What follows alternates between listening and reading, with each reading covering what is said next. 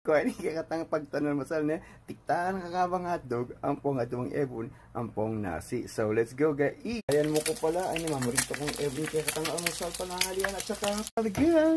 Because I'm Asian, I love rice. O dinikit siya, taksya po na. Gonna put on top. Yes, oh my god. Marano na. Oh, I love sunny side up. Oh my god, may overcooked me. Siyempre, Asian ka ta. I love rice. Oh my god. Guess what? Ating katang tiktakan ng kakabang hotdog bingin ng dear Ate Helen. So, ipali kayo ni, ining kaya katang ulam. So, bingin na mo nga tayo yung hotdog niyo, pinali kayo mo.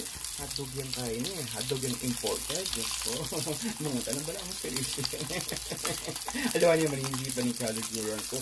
Kaya rin yung pibiling-biling tayo. Kayo mga na. Kaliwan yung laruan-laruan sinsa. So, mga na. Tiktakan ka kakaba ng hotdog ni. So mga nakalaguran. So we got the hotdog silog. But aliya mo fried rice. Just ko kaliguran mga tanan na Ini ka na ako almusal. Ampong hapunan. Look at that. And I love egg. You know the egg is rich in protein. So mga tanan yaman na. Kanya naman ang imported hotdog na.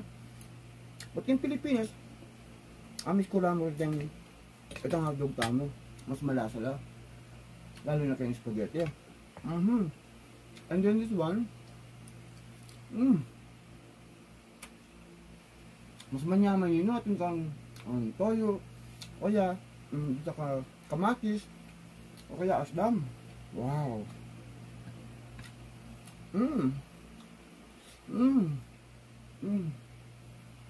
May bakman ko, alakat ang panulak.